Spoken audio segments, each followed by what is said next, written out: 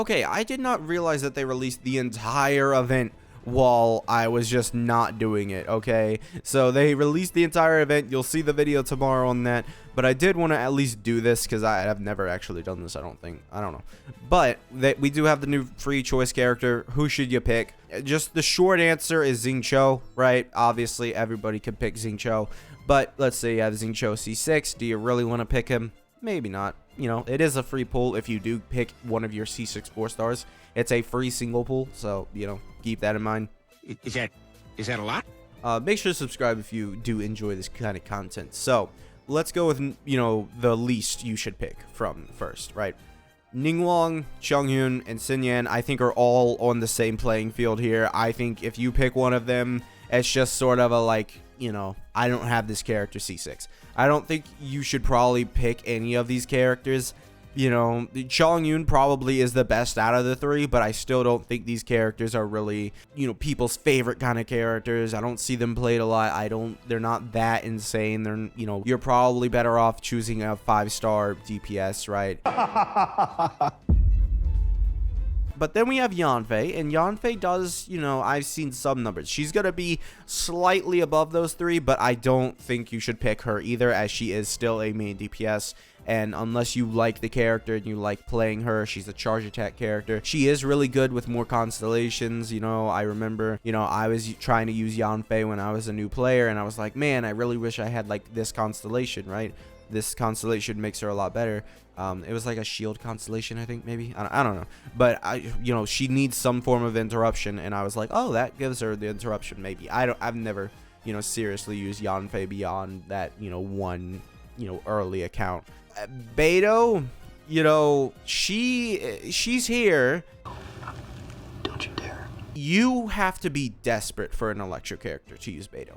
Beidou, you know, main DPS Beidou is definitely not, you know, good anymore. Like, it's, you know, compared to new DPS characters, Hyper Bloom, you know, you don't want to use her, right? And she's not exactly an electro character that works completely, you know, amazingly, right? You're better off just having Kuki or Fischl, right? Or, you know, Miko if you have her. Beidou isn't exactly a character that's aged well. I don't think you should get her. I probably, you know, I would put Beidou under Yanfei. I kind of messed that up. I forgot Beidou even was on this list, honestly. So now we're getting into the picks that I can sort of understand why, right? I can understand why you're going to pick Xiangling, Yunjin, you know, Xingqiu, Yao Yao, you know, Gaming, right? Gaming, I'm going to have to put at the bottom of these 5 as he's not necessarily, you know, unless you like using him, you know, and you want to use him, I don't recommend him, you know. But if you do like using him, you know, pick him, okay? I don't care. If you like using any of these characters and you're like, you know, even if you're a Xinyan main, right, and you just don't have C6 Xinyan, go ahead and pick her. I mean, it's not going to end your account, right? It's 4 stars, right? This is really only for, like, newer players that, like, this choice can actually matter on your account. So now we are left with, you know, Xingqiu, Yunjin, Xiangling, Yao Yao. I'm going to have to say Yunjin's at the bottom here. Hold up. Wait a minute. Something ain't right.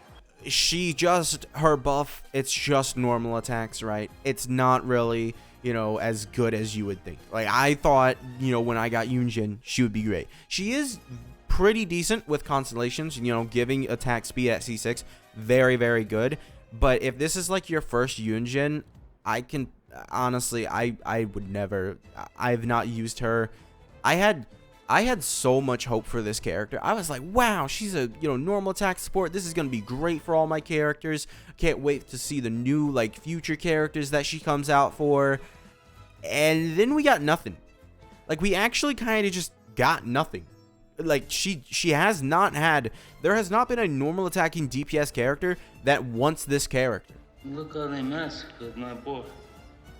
As far as I can say, Yunjin, she could even be at the bottom of this list, but she does have some significance, and she is usable, right? She is very, very usable.